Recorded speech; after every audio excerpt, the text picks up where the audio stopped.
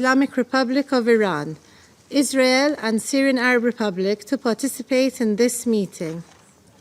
It is so decided. The Security Council will now begin its consideration of item 2 of the agenda. I warmly welcome the Secretary General, His Excellency Antonio Guterres, and give him the floor. Madam President, Excellencies, the Middle East is on the brink. The people of the region are confronting a real danger of a devastating full-scale conflict. Now is the time to defuse and de-escalate. Now is the time for maximum restraint.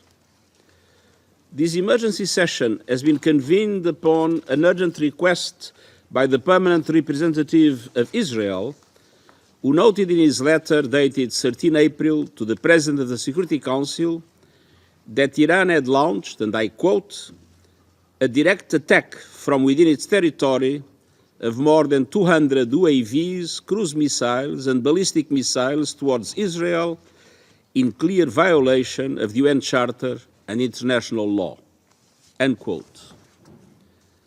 Yesterday, the permanent representative of the Islamic Republic of Iran also addressed a letter to the President of the Security Council stating that, and I quote, in the late hours of 13 April 2024, the Islamic Republic of Iran carried out a series of military strikes on Israeli military objectives, end quote.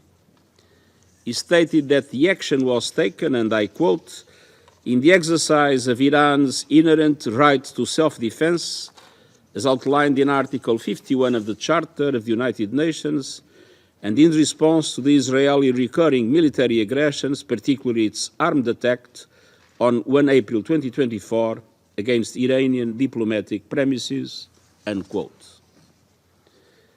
According to the latest reports, Iran launched hundreds of drones and missiles from its territory towards Israel, with most intercepted. Several missiles reportedly struck within Israeli territory, one of which damaged an Israeli military facility in the south of the country, and overall, a few civilians were injured. Madam President, when the nature of the attack became clear, I stated the following last night, and I quote, I strongly condemn the serious escalation represented by the large-scale attack launched on Israel by the Islamic Republic of Iran this evening, and I call for an immediate cessation of these hostilities, end quote.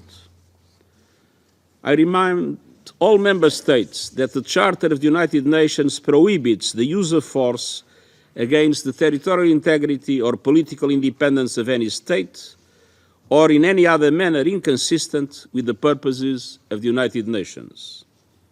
Furthermore, the principle of inviolability of diplomatic and consular premises and personnel must be respected in all cases, in accordance with international law, as I stated when condemning the 1 April attack on the Iranian consulate in Damascus.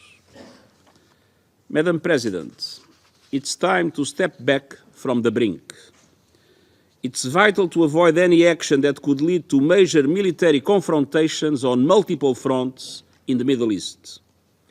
Civilians are already bearing the brunt and paying the highest price.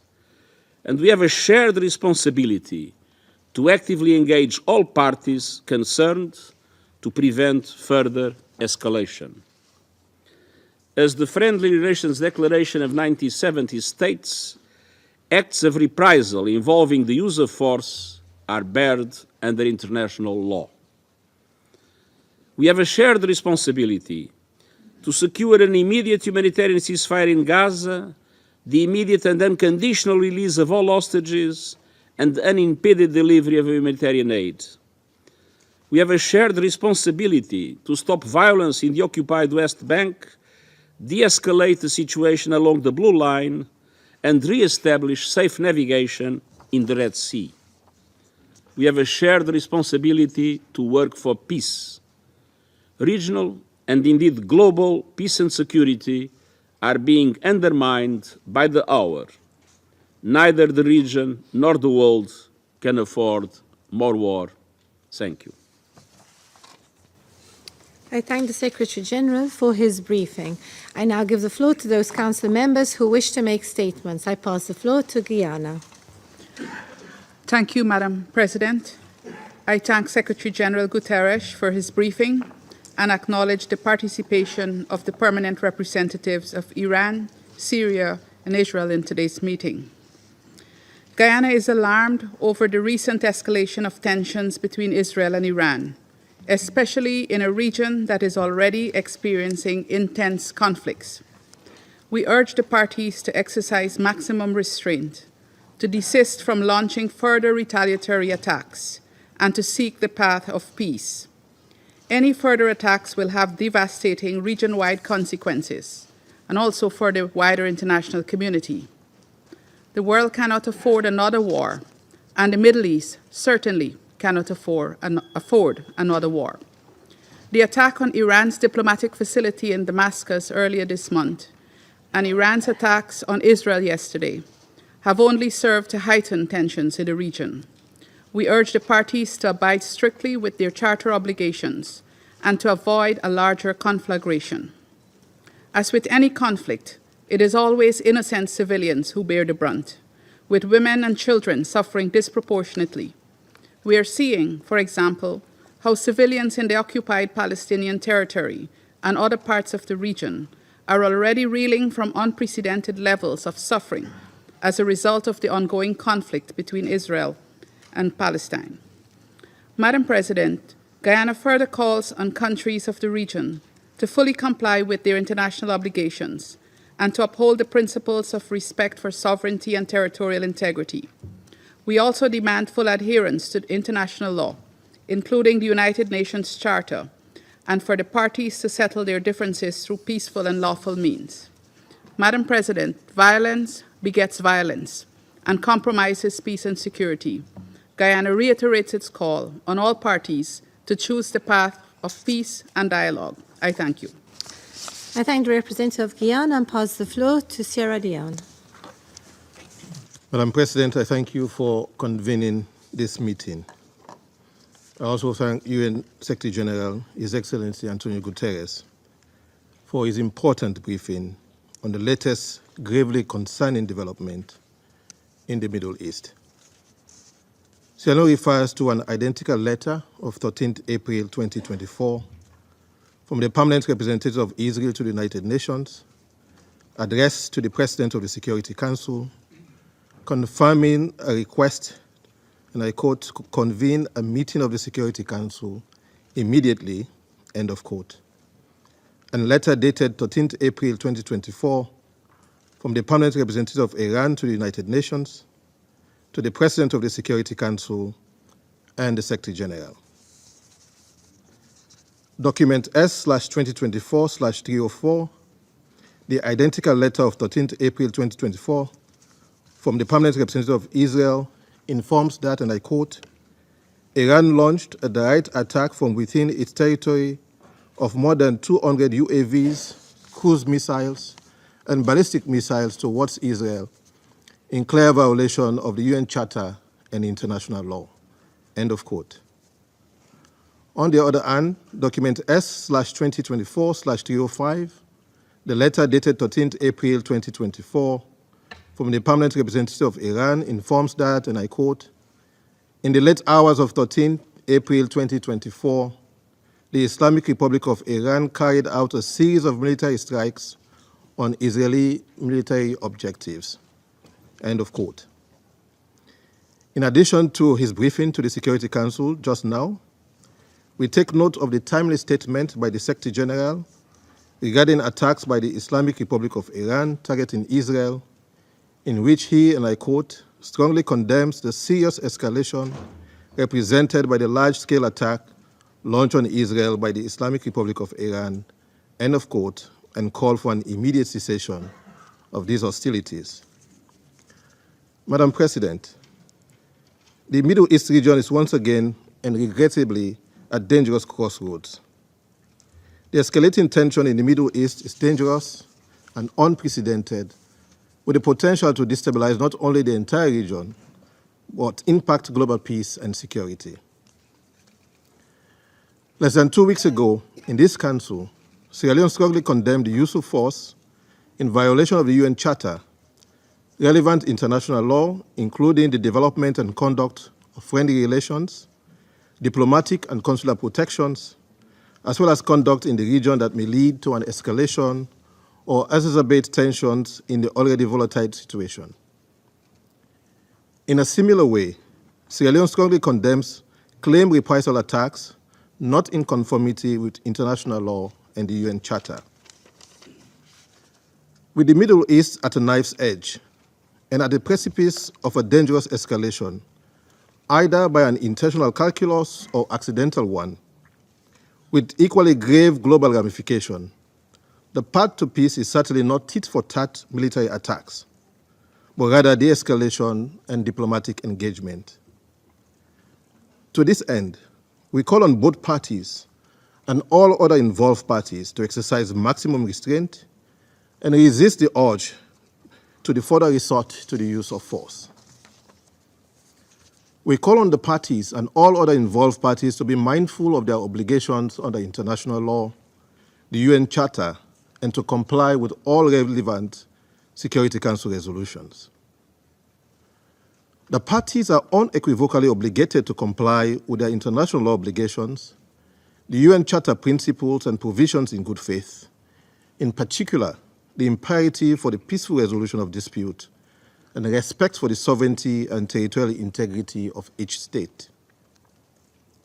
In urging de-escalation, Sierra Leone is also mindful of the ongoing hostilities in the Gaza Strip and the further imperative for the full implementation of Security Council resolutions 2712, 2720, and 2728. The United Nations must not retreat from its important purpose and role in confronting the consequential challenges of our times. The Security Council must continue to play its part as envisaged by the UN Charter.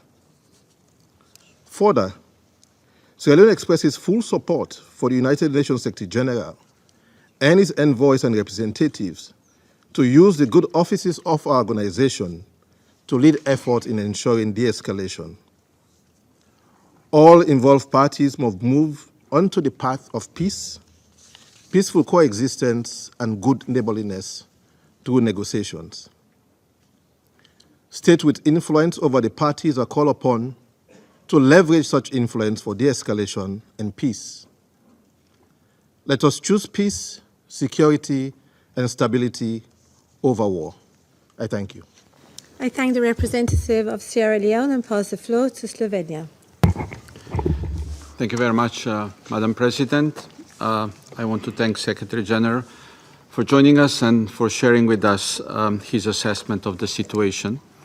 I also want to welcome the presence of the representatives of Israel, of Iran, and Syria at the meeting. I would like to start by expressing our deepest concern over the recent developments in the Middle East. We strongly condemn the large-scale attack on Israel launched by the Islamic Republic of Iran yesterday. We resolutely deplore the serious escalation, as we have done in the case of the attack on the Iranian consulate last week. The sequence of these events threatens to accelerate the spiral of violence, escalating into a broader conflict of unpredictable scope. It is crucial for all involved parties to recognize the severity of the situation and immediately cease hostilities. We call on all countries to respect and act in accordance with international law. We once again underline that the same standards apply to all member states, and all of us have the obligation to uphold the UN Charter. First, let me underline our concern over the regional escalation and its spillover effects. We share the concerns of the Secretary General that the danger of a devastating region-wide escalation is present. It is imperative that every action taken by the involved parties be measured and deliberate to avoid further escalation, since any miscalculation can lead us to the point of no return. The situation is highly alarming, deeply worrying, and it's extremely volatile. Second, Slovenia has consistently called for de-escalation and restraint. Today we repeat our call to all actors in the region to show maximum restraint. We call on countries with influence on state and non-state actors to exert that influence and prevent the worst from happening.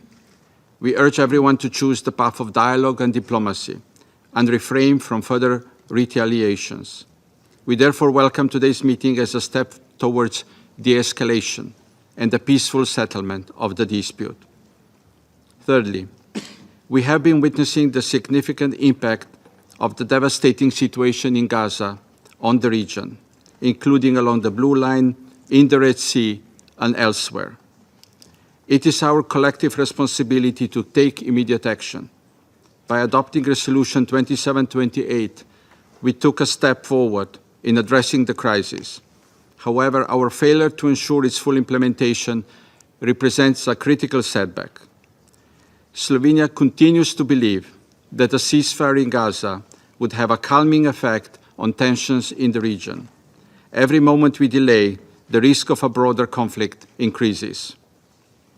Madam President, in these chaotic times, another major military confrontation in the Middle East could lead to devastating consequences for the region and the world. Placing the interests of the people in the region and international peace and security first, Slovenia calls for restraint by all actors and return to diplomacy.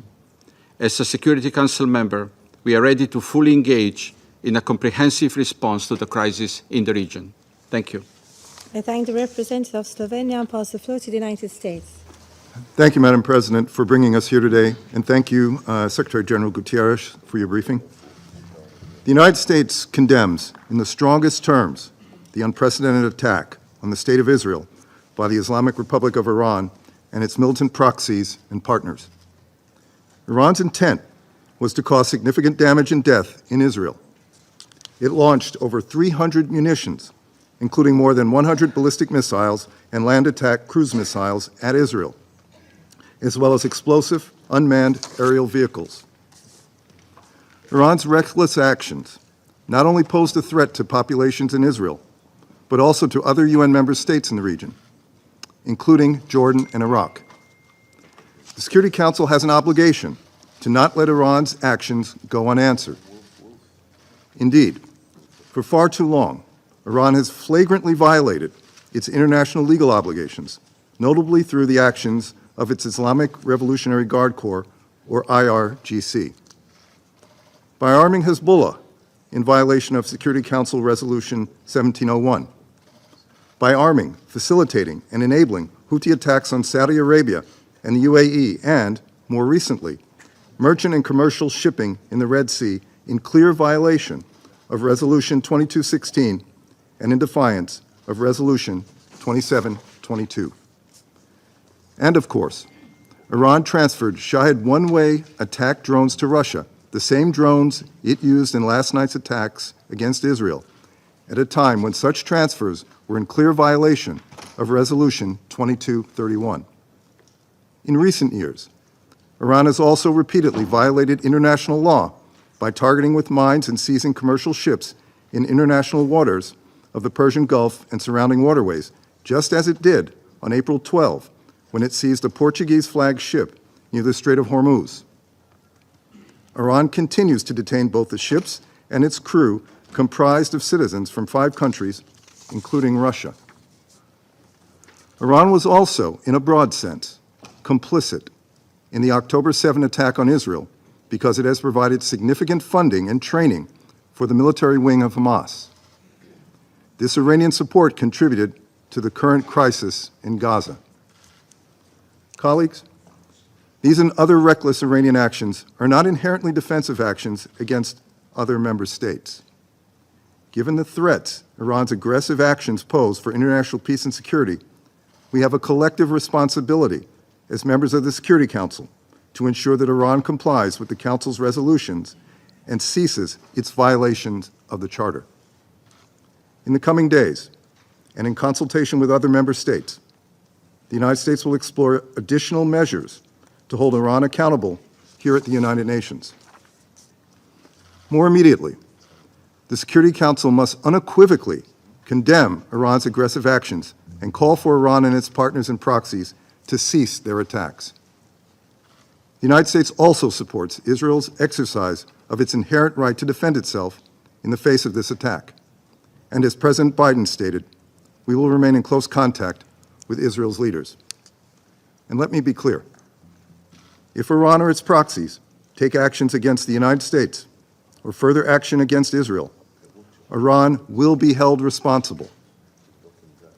We note Secretary General Guterres' statement warning that the region is at risk of plunging into a deeper and wider war on multiple fronts.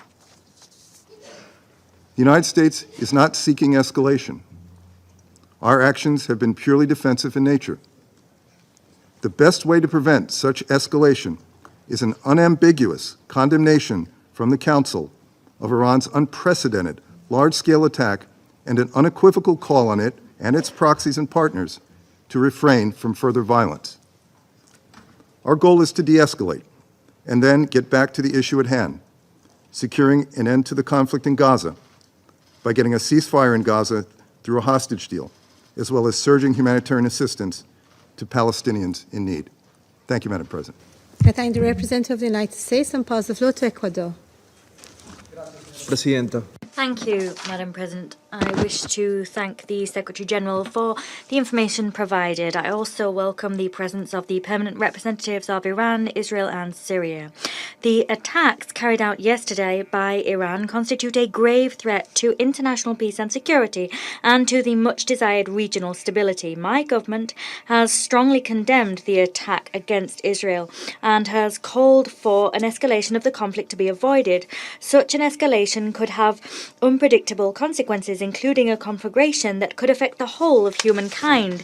Ecuador adds its voice to the widespread call for tensions to be reduced and for threats to be avoided, threats which keep civilians in the chokehold of insecurity and anguish. I conclude by urging all to exercise the utmost restraint and to prioritize diplomatic and political instruments for the resolution of conflicts. I also call upon all to consider in good faith supporting the United Nations, regional bodies, groups of countries, all countries, with a view to easing this alarming situation, which, as the Secretary-General has stated, could lead to military conflagrations on a large scale in the Middle East. Thank you. Algeria.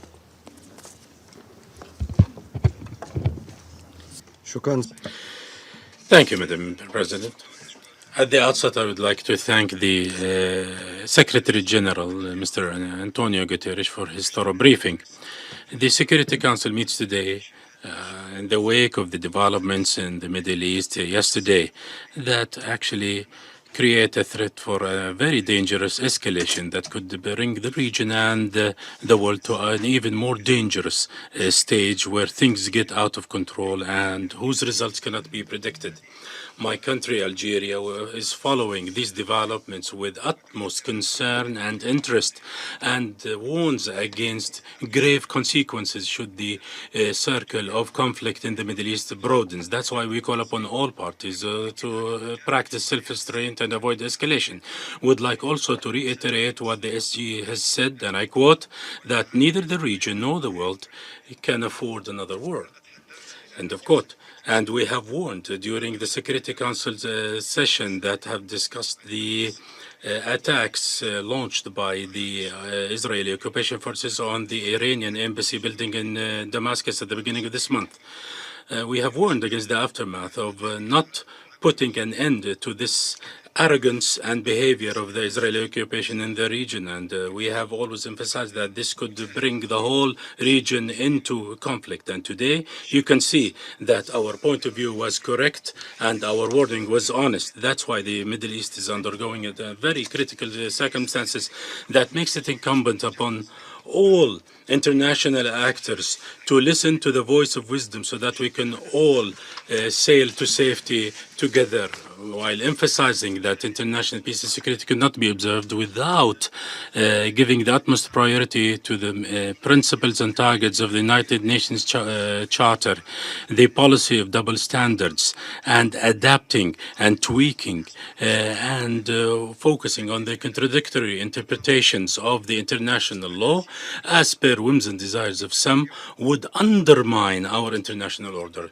Today we are at a crossroads. Either we hold tight to the international law without any adaptation or cajoling or blandishment, or we risk being submerged into chaos and lack stability. The crises in the Middle East are part and parcel of each other, and they are all interrelated, and that's why the root causes should be addressed, and the root cause is the Israeli occupation. The recent developments cannot overrule or cover the central question, which is the aggression on the unarmed Palestinian people in Gaza, and at the same time, we can never use as a pretext or cover to launch a land attack against Rafah. And we would like to reiterate that it is totally rejected and we need to avoid any attack on Rafah because its ramifications on the region would be catastrophic. We would like to reiterate that the de-escalation things in the Middle East on the short term would have to go through reaching a ceasefire in Gaza, and also to put an end to the heinous killing machine and the collective punishment that's being carried out against the Palestinian people. Sustainable peace and security in the region would only be attainable through empowering the Palestinian people of its legitimate rights and inalienable right as well, and to put an end to Israeli occupation across all Arab territories. And that's why the Security Council should rise to the occasion and deliver on its functions on the protection of international peace and security, and prevent any further deterioration, and therefore to work afterwards seriously on establishing the independent Palestinian state with Al-Quds al-Sharif, Jerusalem, its capital, and to put an end of the Israeli occupation of all Arab territories. Thank you, Madam President. Thank the representative of Algeria and pass the floor to Japan. Thank you, Madam President. I also thank Secretary General for his timely briefing on this urgent matter.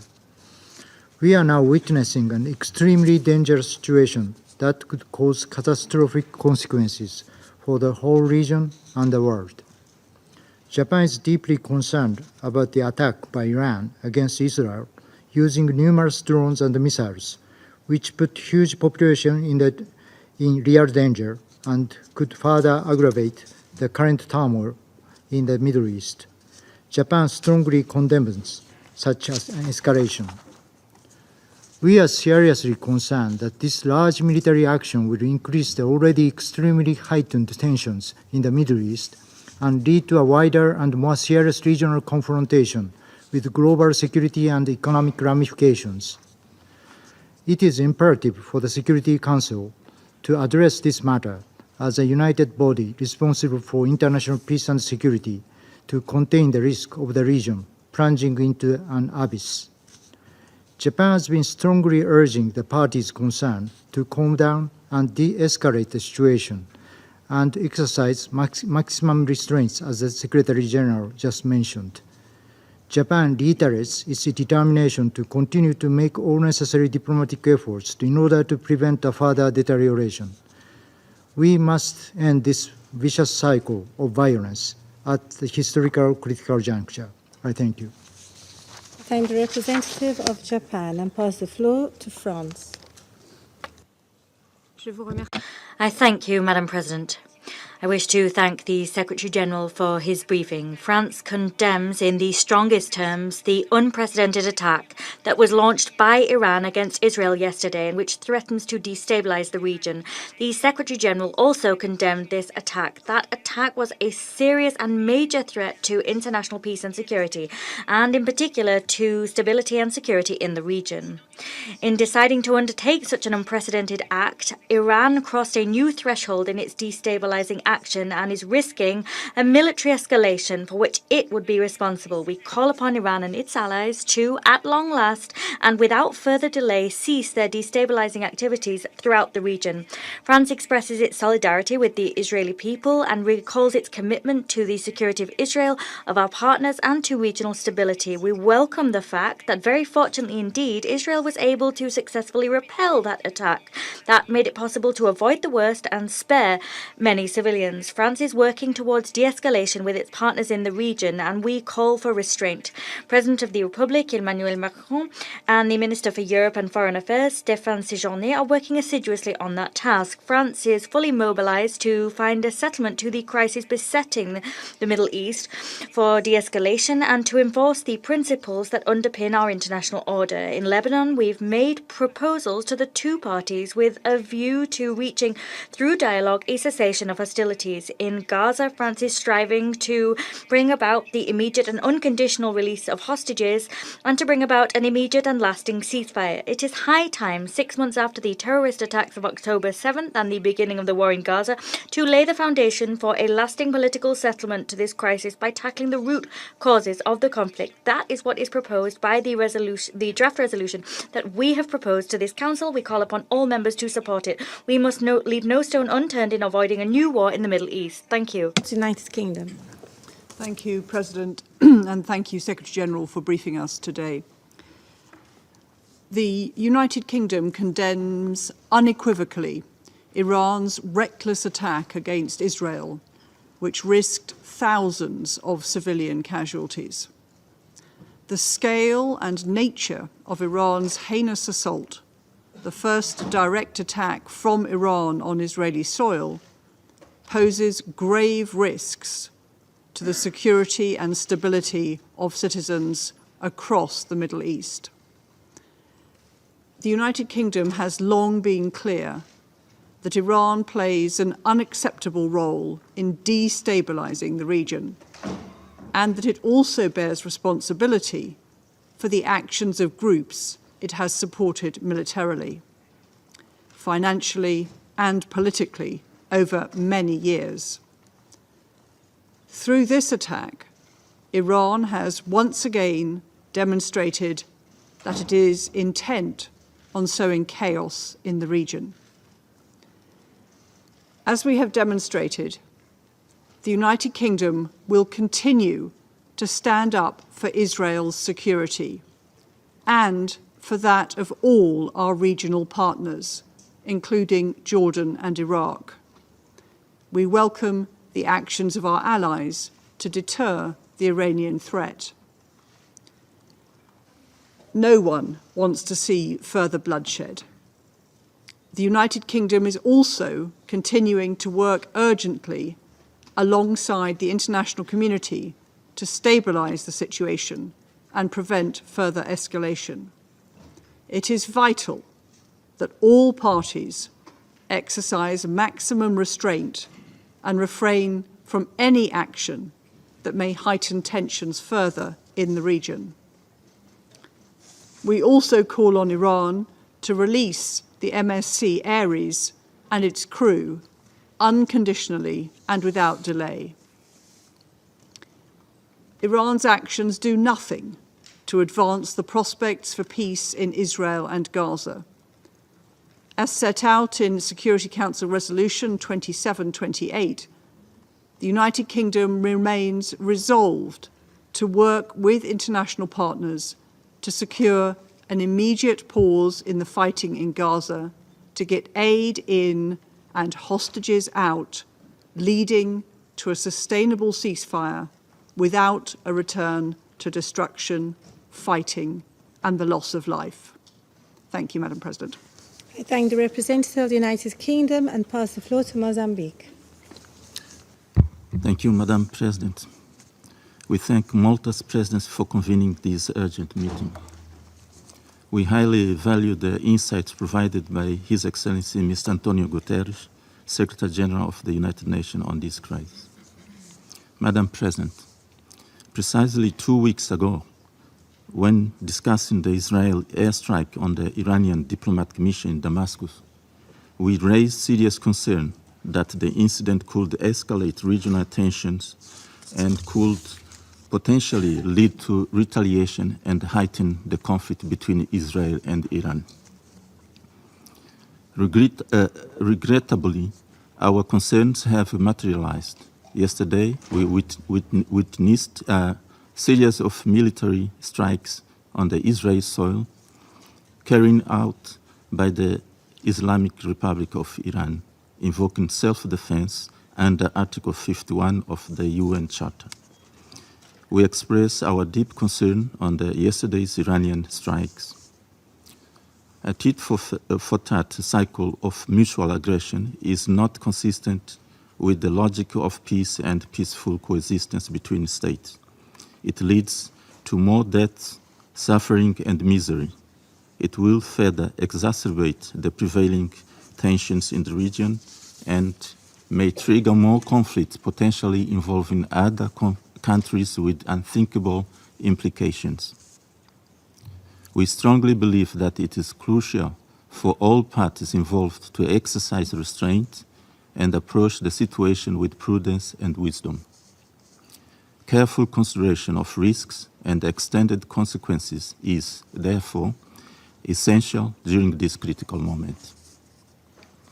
Madam President, in light of the current situation, it is imperative that all parties involved, Israel and Iran in particular, strictly abide by the Charter of the United Nations that compels all member states to refrain from the threat of use of force in their international relations. Stability in the Middle East is vital for the security and development of the region and beyond. It is essential that states in the region and their allies pursue policies that promote peace and stability with due regard for a balance of interests.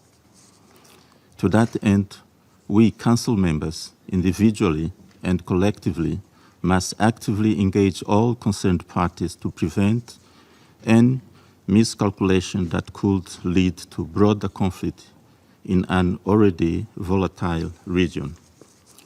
Such escalation would have devastating consequences for civilians who are already suffering in Syria, Lebanon, in the occupied Palestinian territory, Israel, and the broader Middle East. We appeal that we strive for peace, understanding, and cooperation in the Middle East, acknowledging the legitimate concerns of all involved parties is a crucial step toward fostering stability and harmony in diversity. And let us remind ourselves that the central issue in the Middle East is the materialization of a two-state solution, whereby Israel and Palestine can live together, side by side, in peace and security, as two independent and sovereign states. I thank you, Madam President. I thank the representative of Mozambique and pass the floor to the Republic of Korea. Thank you, Madam President. I thank Secretary General Guterres for his important briefing on the grave situation in the Middle East, including yesterday's attack by Iran against Israel. The Republic of Korea is gravely concerned about the current situation in the Middle East, exemplified by yesterday's attack by Iran against Israel, using numerous drones and missiles. The Republic of Korea condemns these large-scale attacks, which are not in compliance with international law. To make the situation worse, freedom of navigation is now being threatened, not only in the Red Sea, but also at the Strait of Hormuz, which cannot be justified, regardless of any excuse. Since the outbreak of the horrendous terrorist attack by Hamas against Israeli citizens on the 7th of October last year, and subsequent military operation by Israel in Gaza and ensuing humanitarian catastrophe, the international community, including the Republic of Korea, has repeatedly warned against the possibility of increasingly dangerous spillover in the Middle East. Earlier this month, when we witnessed the instance at the Iranian consulate that resulted in casualties in Damascus, Syria, the Republic of Korea expressed its deep concern that additional violent incidents could escalate into new tragedies in the region. Unfortunately, what we are now seeing this even more dangerous tension surging in the Middle East. Amidst the worst escalation in the Middle East, where the entire region stands at the risk of being engulfed in the flames of war, what is crucial is finding the most effective solution to ease the tension, rather than finger-pointing and debating over who and what triggered the current situation. Thus, the Security Council should gather the wisdom of all its members. We can still step back from the brink. The ongoing escalation of the already dire tension in the region should immediately stop. Any regional escalation should be condemned, and the regional actors should exercise full restraint in order to prevent any additional spillover. Thus, we take note that the permanent representative of the Islamic Republic of Iran expressed in his letter to the Secretary General yesterday the position that Iran does not seek escalation or conflict in the region, and we hope that this affirmation can be realized with actual compliance. The Republic of Korea is monitoring this situation with deep concern and once again calls on all parties to exercise restraints in order to prevent further escalation of the situation. Let me conclude by reiterating again what Secretary General Guterres pointed out yesterday in his statement and today in his briefing. Neither the region nor the world can afford another military confrontation. Immediate de-escalation is, as everybody understands, an urgent collective need at this critical juncture. I thank you, Madam President. I thank the representative of the Republic of Korea and pass the floor to Switzerland. Merci, Madame la Thank you, Madam President. We welcome the swift convening of the Security Council, and we thank the Secretary General Guterres for his statement detailing the recent events, and we underscore our common responsibility. Switzerland firmly condemns the coordinated attacks by Iran on targets in Israel last night. These attacks are part of a spiral of violence which is already dangerously underway in the region, as we also saw with the airstrike against Iran's consulate in Damascus on the 1st of April, an attack that Switzerland also condemned. Each of these attacks increases the risk of further escalation in the region. We also note with concern the seizure of the MSC Ares, a Portuguese-flagged ship, by the Iranian armed forces in the Strait of Hormuz. We have repeatedly warned against the risk of accelerating the spiral of violence in the region. It is imperative that all parties in the region and those with influence over them exercise the utmost restraint to avoid further endangering the people of the region. We call on all parties to an armed conflict to respect their obligations to protect civilian populations and infrastructures. We repeat once again our appeal. This spiral of escalation must stop immediately. The region must not be plunged into an even wider and deadlier conflict at a time when we are facing a catastrophic humanitarian situation in Gaza and when tensions and exchanges of fire at the blue line between southern Lebanon and between southern Lebanon and Israel are at an all-time high.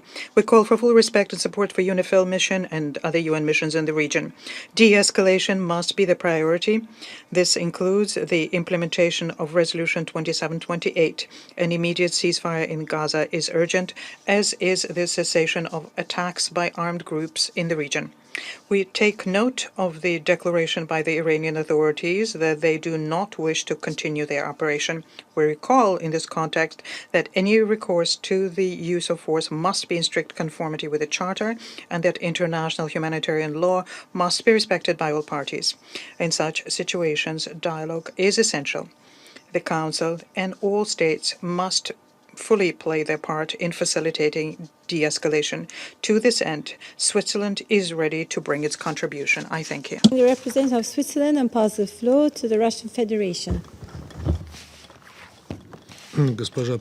Madam President, We listened very closely to the statement made by the Secretary General. We also noted, Secretary General, the fact that yesterday you instantly publicly reacted and condemned the actions by Iran. It is regrettable that, unlike the meeting today, you did not propose to brief the Council on the 2nd of April, where, upon Russian initiative, an emergency briefing was called to discuss the Israeli strike against the consular premises in Damascus. We would like to also see a greater activity on your part so as to convey to members of the Council information on other, no less turbulent topics for the Middle East today. For example, about the now regular attacks by Israel against neighboring Syria and Lebanon. If such such things will continue unnoticed, then your appeals to restraint by all parties which we share can become futile. Distinguished colleagues, when we met in this chamber on the 2nd of April so as to discuss the strike by Israel against the consular premises of the Islamic Republic of Iran, Damascus, we warned that what was needed was a strong and unified signal by the Council that such actions were unacceptable. And not only against the sovereign states of Iran or Syria, and not only in the Middle East, but anywhere in the world. We called upon the colleagues in Security Council to clearly and unequivocally condemn such reckless steps to make sure that they don't get repeated.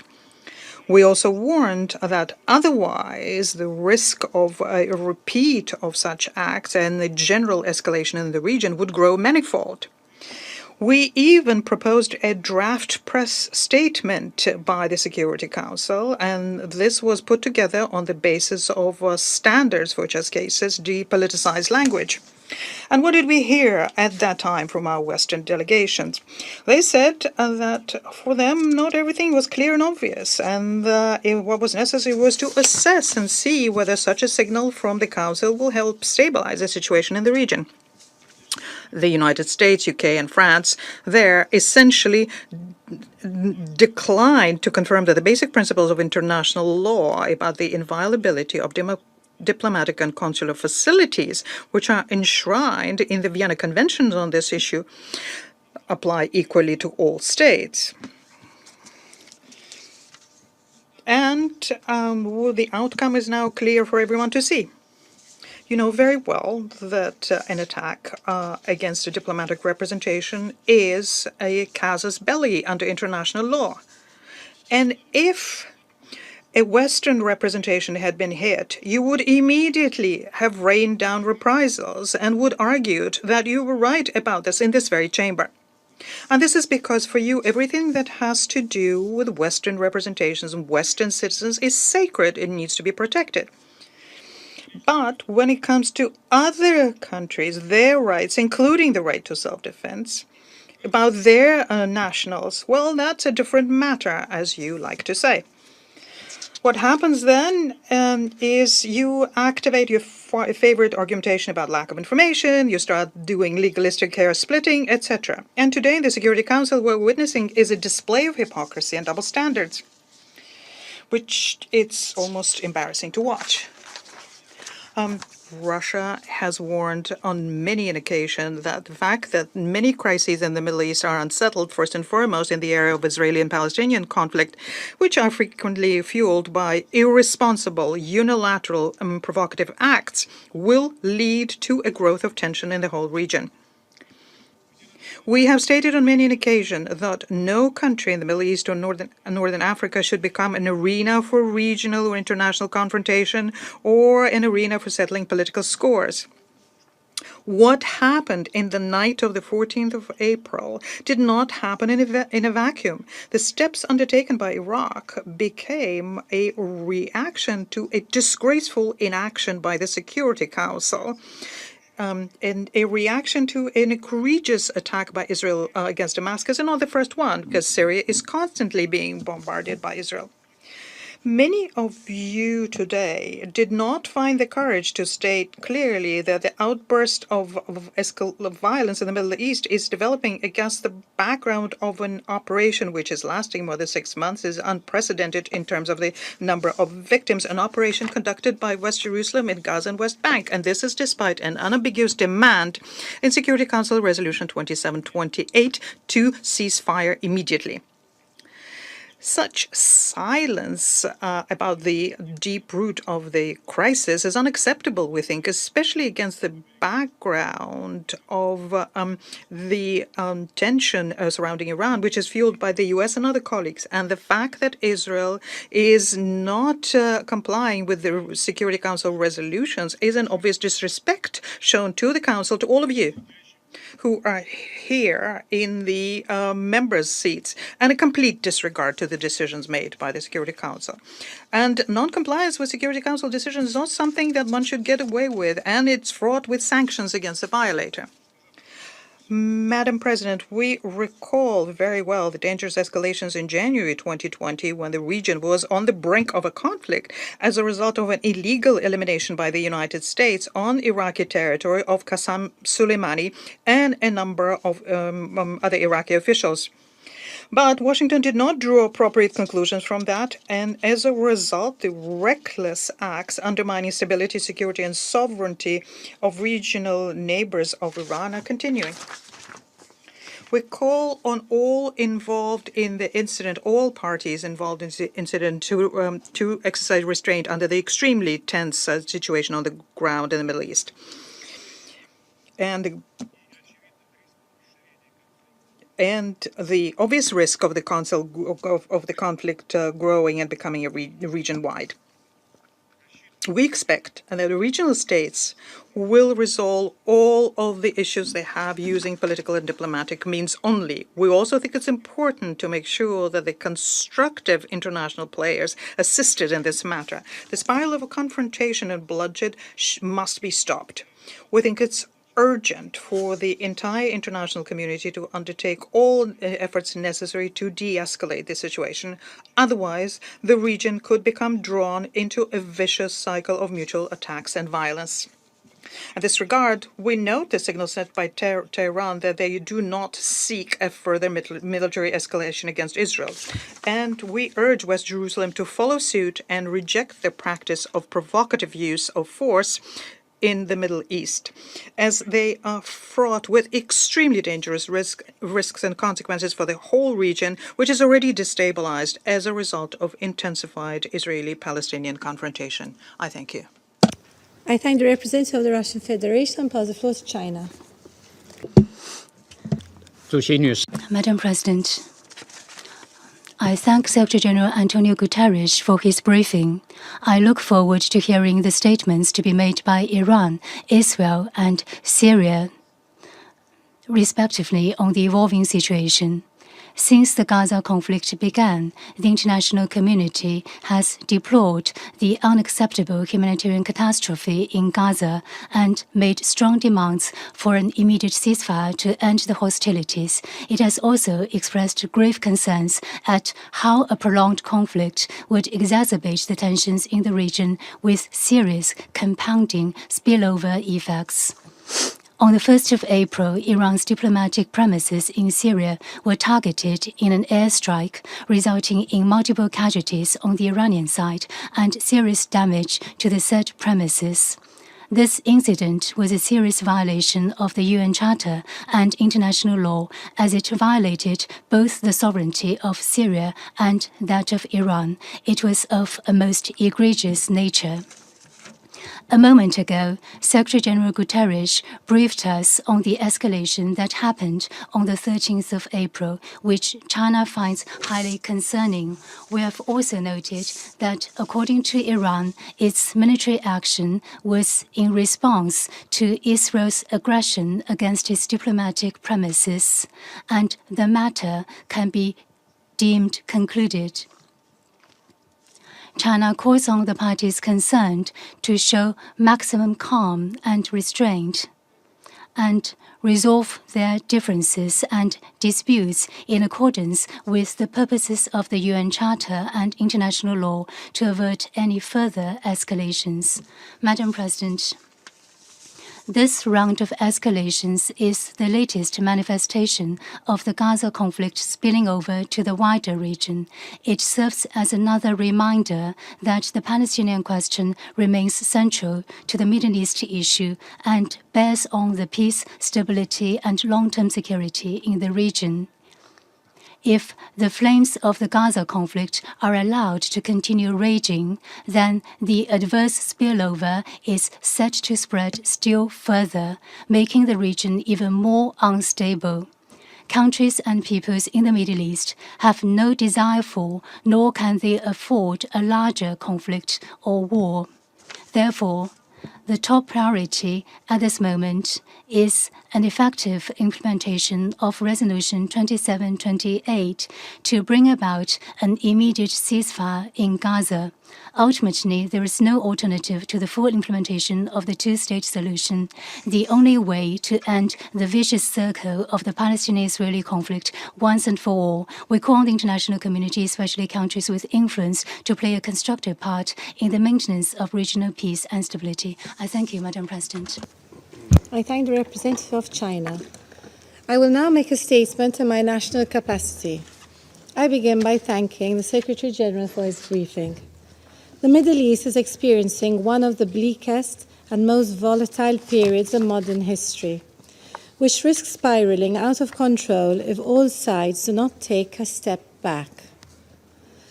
This was a point that Malta stressed on 2nd April following the deplorable attack by Israel on the Iranian diplomatic premises in Damascus on 1st April. We had stressed the need for de-escalation and for maximum restraint to be exercised by all actors in the region. Regrettably, these calls for caution have been disregarded given the recent developments. We emphasize our deep concern about the significant escalation posed by a large-scale attack consisting of drones and various missiles launched by the Islamic Republic of Iran against Israel. We are also concerned with Iran's seizure of the container ship MSC Ares. The vessel, along with its crew, must be immediately and unconditionally released. At a time when our focus should be on diffusing tensions and reducing conflict, including by advocating for an immediate and permanent ceasefire to the war in Gaza, facilitating the immediate and unconditional release of all hostages, and ensuring the delivery of sustained humanitarian aid throughout Gaza, all we are witnessing are steps in the opposite direction. Iran's direct targeting of the State of Israel risks regional catastrophe, with innocent lives bearing the brunt of all hostilities. We stress that international law, including international humanitarian law, must be respected at all times. Once again, we reiterate our call on all parties to exercise maximum restraint, including in their messaging, to de-escalate and pursue peaceful and diplomatic solutions to all disputes. Let us be clear.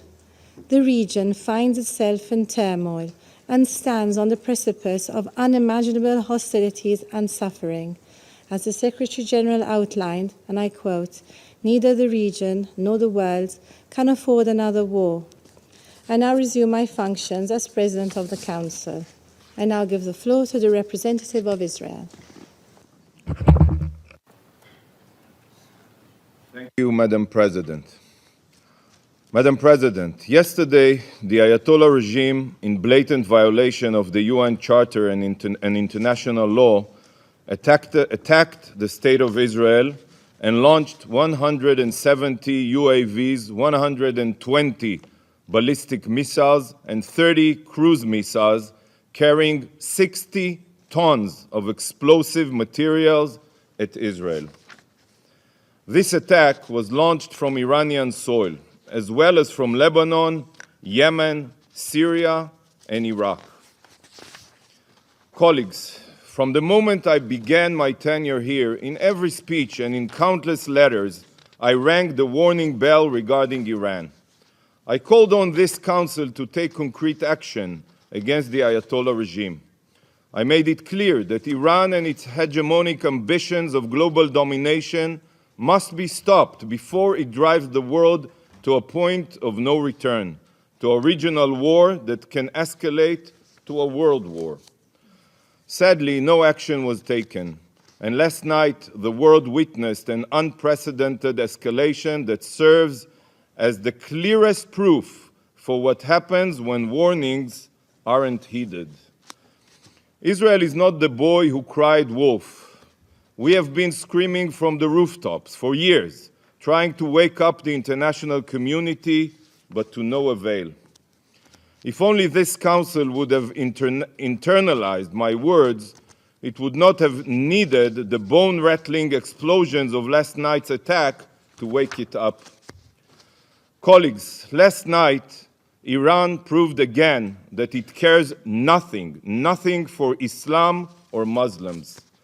The Iranian attack seriously injured Amina al-Khassouni, a 7-year-old Bedouin girl in Israel. But look at this video that shows how Israel intercepts Iranian drones above the Temple Mount and Al-Aqsa Mosque.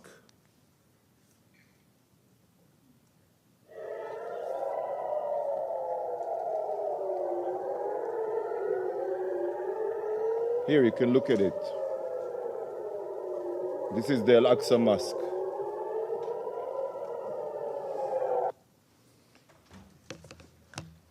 To Iran, Israel's annihilation and igniting the region is more important than Islamic holy sites.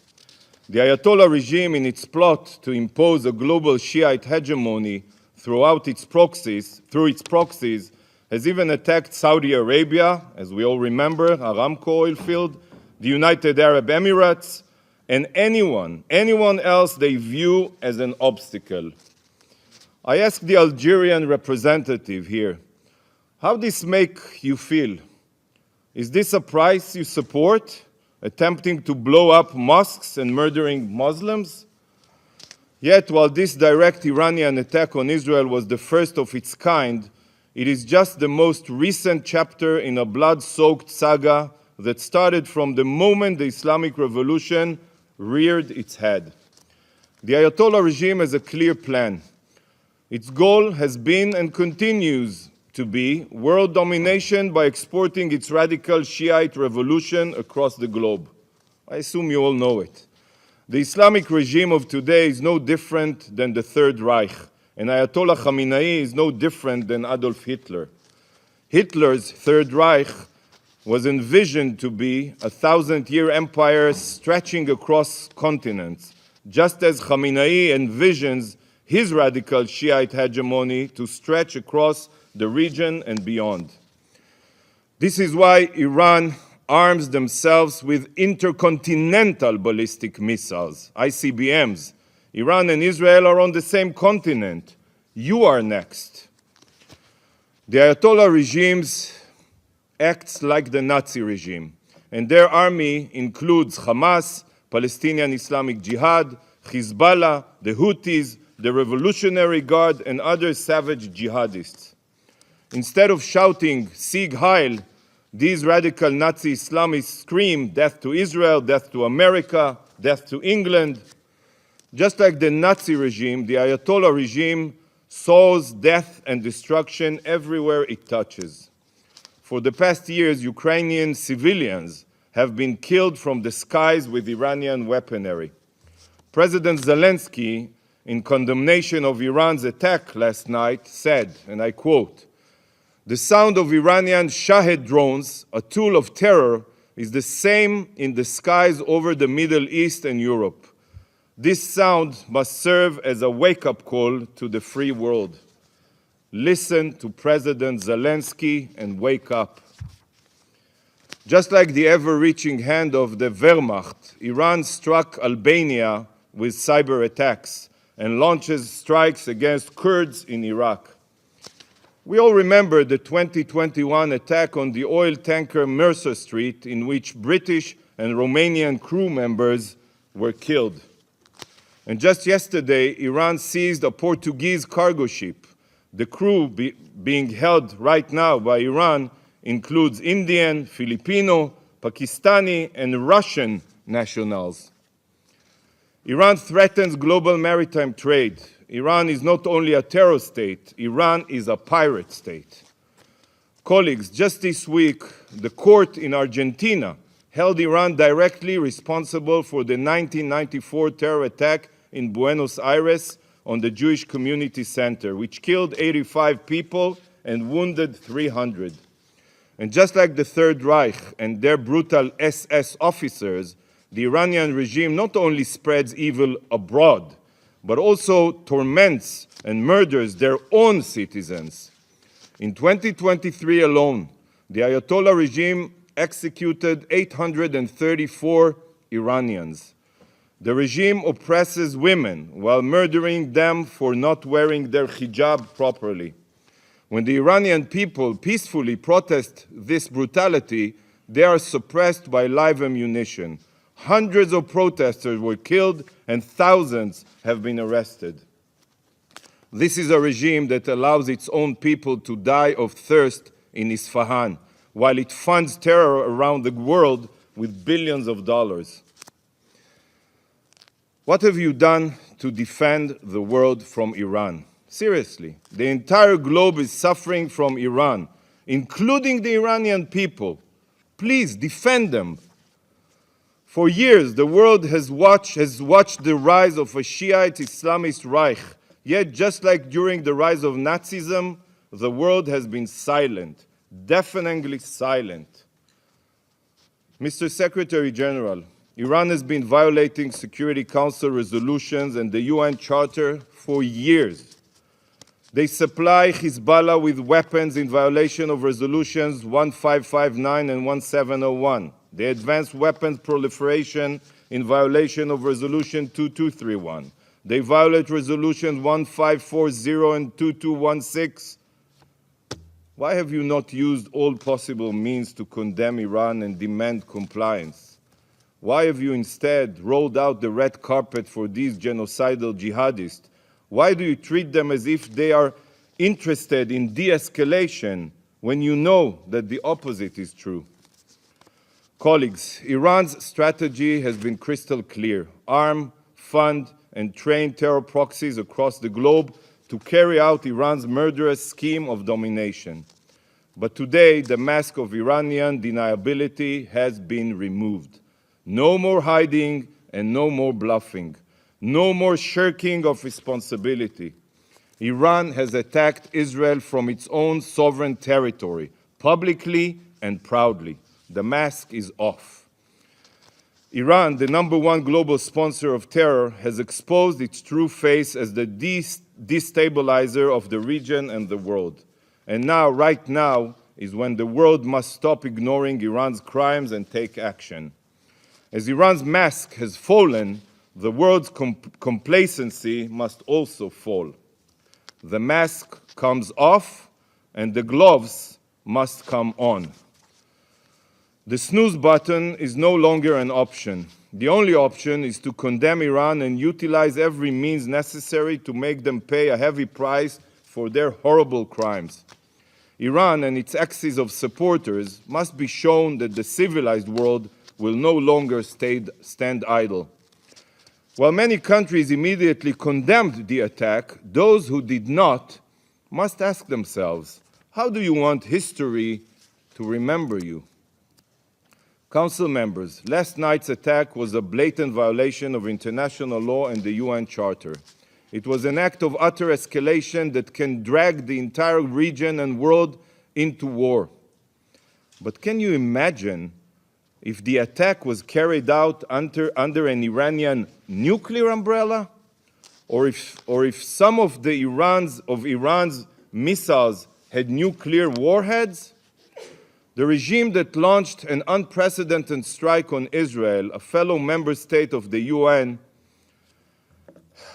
is barreling towards nuclear capabilities. This is a terror state responsible for global destruction, and soon they will have nuclear capabilities.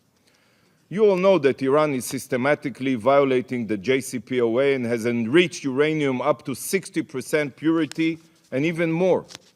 Iran's breakout time to produce an arsenal of nuclear weapons is now weeks, mere weeks. No concrete action has been taken, and the IAEA inspectors have been kept in the dark. Iran is on the verge of becoming a nuclear power. It should terrify every member of this council.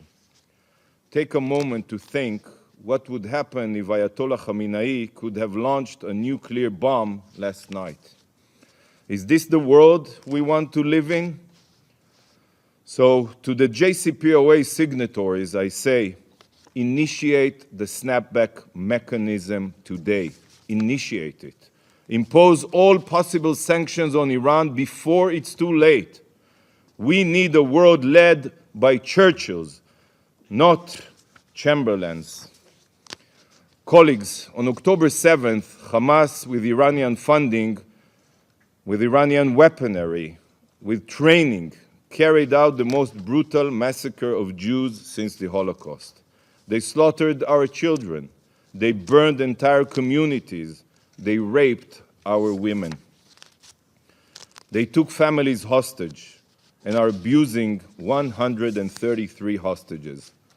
Hezbollah, with its Iranian arms and sponsorship, have fired thousands of rockets into Israel since October 7th, decimating towns.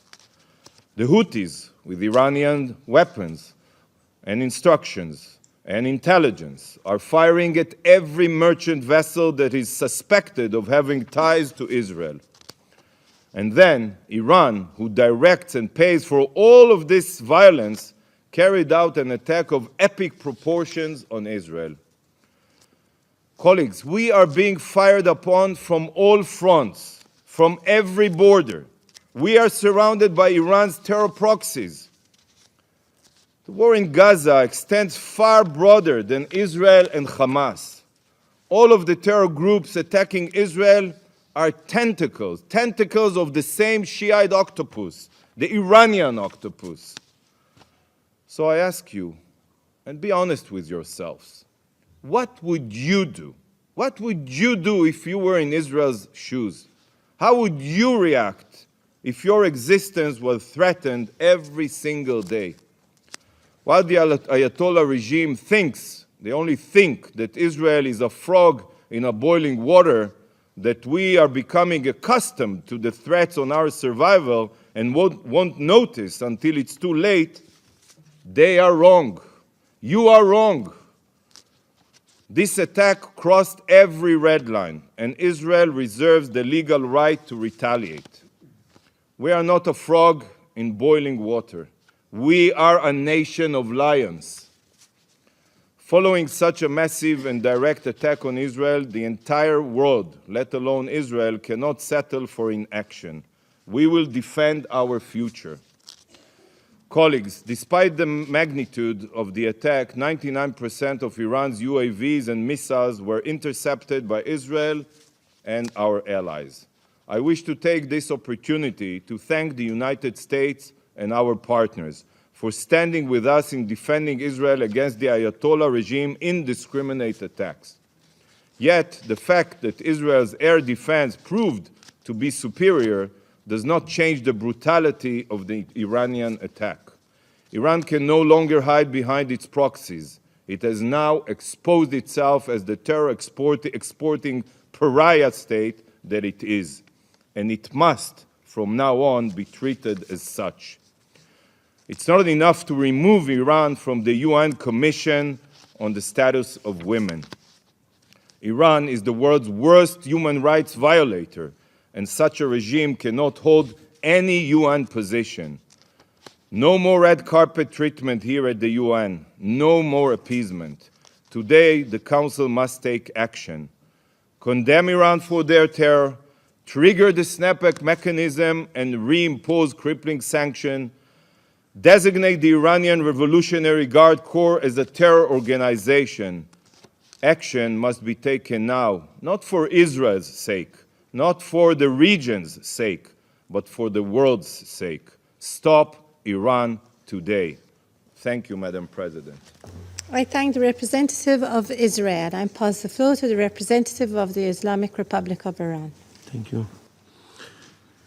In the name of God, the compassionate and merciful, Madam President, as we informed in our letter last night in response to the Israeli regime's recurring military aggression, particularly its armed attack on 1st April 2024 against Iranian diplomatic premises, a defiance of Article 2 of the Charter of the United Nations, the armed forces of the Islamic Republic of Iran carried out a series of military strikes on Israeli military objectives with dozens of missiles and drones. Iran's operation was entirely in the exercise of Iran's inherent right to self-defense as outlined in Article 51 of the Charter of the United Nations and recognized by international law. This concluded action was necessary and proportionate. It was precise and only targeted military objectives and carried out carefully to minimize the potential for escalation and prevent civilian harm. Madam President, we thank those members of the Council who condemned the Israeli armed attack against our diplomatic premises in Syria. Regrettably, in this chamber, certain members of the Council, including the US, UK, and France, has chosen once again to turn a blind eye to reality and overlook the root causes contributing to the current situation. In hypocritical behavior, these three countries falsely blamed and accused Iran without considering their own failures to uphold their international commitment to peace and security in the region. They made unsuccessful attempts to use lies, manipulate the narrative, spread disinformation, and engage in a destructive blame game. All the while, they deliberately disregarded Iran's inherent right to respond to the violation of a fundamental principle of international law, the inviolability of diplomatic representative and premises. Moreover, they ignored the underlying root causes of the current situation in the region. For over 6 months now, these countries, especially the United States, have shielded Israel from any responsibility for the Gaza massacre, while they have denied Iran inherent right to self-defense against the Israeli armed attack on our diplomatic premises. At the same time, they shamefully justified the Israeli massacre and genocide against the defenseless Palestinian people under the pretext of self-defense. They made cynical attempt to justify and cover up the atrocities of the Israeli regime against the people of Palestine by arbitrary and misleading interpretation of self-defense. Madam President, following the Israeli regime cowardly terrorist and armed attack against our diplomatic premises in Damascus, the Syrian Arab Republic, on the 1st of April, we notified the UN Security Council and Secretary General of such international wrongful act, as well as of Iran's inherent right under international law to respond to such terrorist armed attack. Also, in a phone conversation with the UN Secretary General on 2nd April, Iran Foreign Minister discussed the situation and called for taking appropriate action and a strong condemnation from the international community for this horrific crime. We called upon the Security Council to strongly denounce this unjustified criminal and terrorist act, taking decisive and appropriate measures to bring the perpetrators to justice swiftly and prevent the recurrence of such horrible crime against the diplomatic premises of any member state. Regrettably, the Security Council has failed in its duty to maintain international peace and security. Russia proposed a press statement to denounce this atrocious act, which was backed by China, Algeria, and many members, but was blocked by the US, UK, and France. Faced with such circumstances, the Islamic Republic of Iran had no choice but to exercise its inherent right to self-defense under international law. Madam President, the root cause of the current situation are clear to all. From the start of the Israeli war against Palestinian people in Gaza, more than 34,000 civilians, two-thirds of them children and women, have been killed. All civilian infrastructures have been targeted and destroyed by Israel. Even humanitarian workers have not been immune from the military attacks of this rough regime. The absence of accountability and conscious inaction faced with the Israeli genocide and war crimes against the Palestinian people has only emboldened this regime to continue its violation unchecked.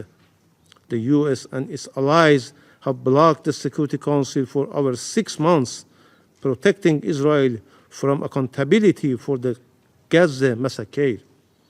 They not only avoid condemning Israel for these atrocities, but also actively try to cover up them. Their sole priority is supporting and defending Israel, regardless of the consequences and at all costs. Despite international pressure and UN Security Council resolution calling for a ceasefire, Israel has defied this resolution. Rather, its focus remains on committing more atrocious crimes, showing no regard for international legal obligation. Madam President, this lawless regime has committed many atrocious crimes against our people. This regime blatantly and openly admitted its responsibility for the terrorist and destructive operation committed against Iranian officials, scientists, and civilians, and sabotage against our peaceful nuclear infrastructure in recent years. This Israeli regime even made explicit threats to use nuclear weapons against a sovereign member state of the United Nations. This terrorist regime is responsible for all criminal and terrorist acts committed against Iran and must bear the consequences. The Islamic Republic of Iran has warned time and again about the repercussions of the malicious activities of the regime on regional and international peace and security. Iran has exercised maximum restraint. Now it is time for the occupying regime to bear full responsibility for its consequences. This regime cannot avoid accountability. Madam President, Israel's ongoing destabilized and irresponsible action and atrocities against the nation in the region are a real threat to regional and international peace and security. The Israeli Prime Minister's policy seeks to expand and escalate the conflict in the region to stay in power. The member of the Security Council must not allow such an august body, the Security Council, to be held hostage to the ambitions of such a belligerent regime. It is time for the Security Council to shoulder its responsibility and address the real threat to international peace and security. The Security Council must promptly fulfill its duty under Chapter 7 of the Charter in response to Israeli reckless defiance. It must take urgent and punitive measures to compel this regime to stop its genocide and massacre against the people of Gaza and uphold its obligation, especially fully implement the UN Security Council resolution and legally binding orders of the International Court of Justice. The main and long-standing threat to the peace and security of our region is well known to all, and the attempts to conceal it through disinformation, a smear campaign, or baseless accusation against others are pointless and unfounded. Iran is never seeking to contribute to the spillover of the conflict in the region, nor does it to escalate or spread the tension to the entire region. Contrary to unfounded claims, Iran has no proxy in the region. No individual, group, or country act at the Iran behest. The US and Israeli regime attempt to label the resistance group in the region as the proxies or terrorists. Their sinister aim is only to justify and legalize their malicious and destabilize activities in the region. The resistance group are not proxies or terrorists. They are legitimate and are only fighting against the occupation and aggression of Israel in Gaza and occupied Palestine territories and of the US in the region. International law recognized such legitimate rights against any occupation and aggression. Instead, the US and the UK are fully responsible for all its decades-long aggressions and other crimes and unlawful measures in our region. Furthermore, they are responsible for all crimes of the Israeli regime, as it cannot commit any of such savage crimes in Gaza without the consent, order, and all-out political, financial, and military support of and a collaboration with the United States and the UK. We reject the allegation made by the Israeli regime at this meeting. Such false and unfounded claims don't merit to response. Madam President, as a responsible member of the United Nations, the Islamic Republic of Iran is committed to the purpose and principles enshrined in the Charter of the United Nations, reaffirms once more its commitment to the maintenance of international peace and security. The Islamic Republic of Iran reiterates its consistent position that it does not seek escalation or war in the region, while warning about any further military provocation by the Israeli regime. The Islamic Republic of Iran reaffirms its unwavering determination to defend its people, national security and interest, sovereignty and territorial integrity against any threat or act of aggression, and to respond to any such threat or aggression vigorously and in accordance with international law. The Islamic Republic of Iran will not hesitate to exercise this right when required. Madam President, Excellencies, Iran has no intention of engaging in conflict with the US in the region. We demonstrated our commitment to peace by exercising our restraint about involving the US Army in intercepting Iranian drones and missiles bound for military targets in the occupied Palestinian territories. This underscores our dedication to de-escalating tension and avoiding the expansion of conflict. However, if the US initiate military operation against Iran, its citizen, or its security and interest, Iran will use its inherent right to respond proportionately. I thank you. I thank the representative of the Islamic Republic of Iran and pass the floor to the Syrian Arab Republic. Thank you, Madam President. Madam President, what our region witnessed yesterday is a natural and inevitable outcome of repeated aggressions and grave violations of international law and the United Nations Charter perpetrated by the Israeli occupation authorities on the territories of my country, Syria, and other countries. In that, these authorities were taking advantage of the support offered by the U.S. administration in this council and elsewhere. This American support, this blind and unlimited American support, has led the occupation authorities to mistakenly believe that they are above the United Nations and above international law and above the conventions and the resolutions that were adopted by our organization for decades. The support led these authorities to believe that they can continue perpetrating their crimes and their escalation of the situation in our region with no response and no consequence. My country, the Syrian Arab Republic, has warned the Security Council and the Secretariat repeatedly in official letters, warned of the dangers of an escalation, of the explosion that the Israeli occupation authorities are trying to spark to cover up for their military failure in Gaza and to find justifications for it to continue its genocide and other atrocities against the Palestinian people, and the accompanying hysterical attacks on countries in the region. In our letters, we have repeatedly called upon the United Nations and the Security Council to take immediate action in accordance with their mandate. However, the U.S. administration and a number of its allies have obstructed any movement by the Security Council to shoulder its responsibility in the maintenance of international peace and security and putting an end to Israel's crimes and holding it accountable. The behavior of these countries is nothing new.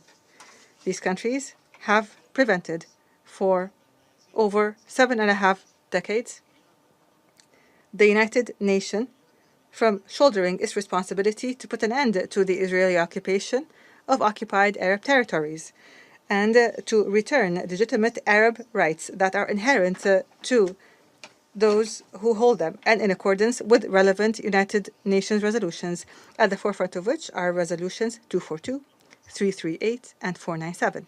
These resolutions are the basic foundation and the essence of a resolution to the Arab-Israeli conflict and the best means to deal with the repercussions of the Israeli occupation on the region, including the crises and challenges that it entailed.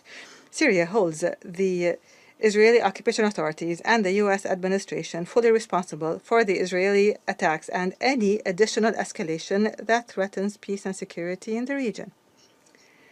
Syria stresses that our region has suffered enough from the violations perpetrated by the Zionist entity and the U.S. administration and its allies, violations of international law and the principles and purposes of the Charter. The time has come to take serious action where these states reconsider their destructive policies in our region and against our peoples.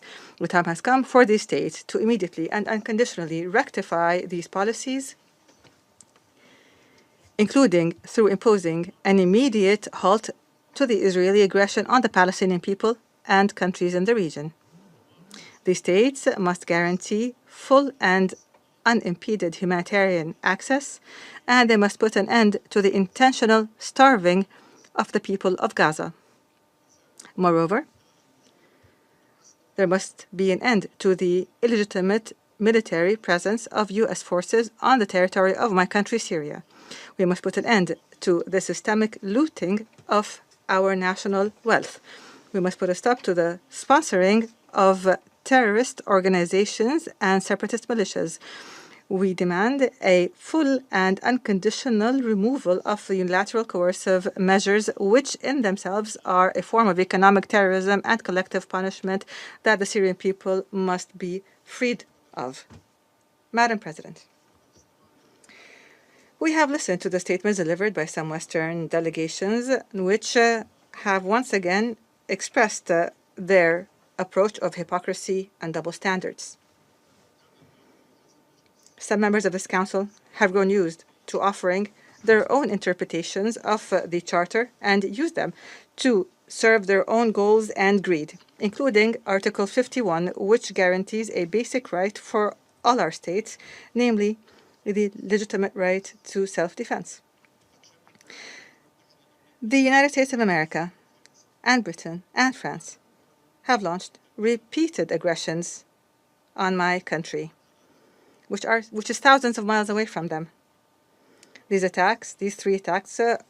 three countries attacked my country collectively and individually based on a distorted interpretation of Article 51 and flimsy claims that are no more than baseless lies. They did not stop at that. Rather, they prevented the Security Council from discussing these attacks and from taking any action to uphold the principles of the Charter that these states are trying to replace with what they call a rules-based order.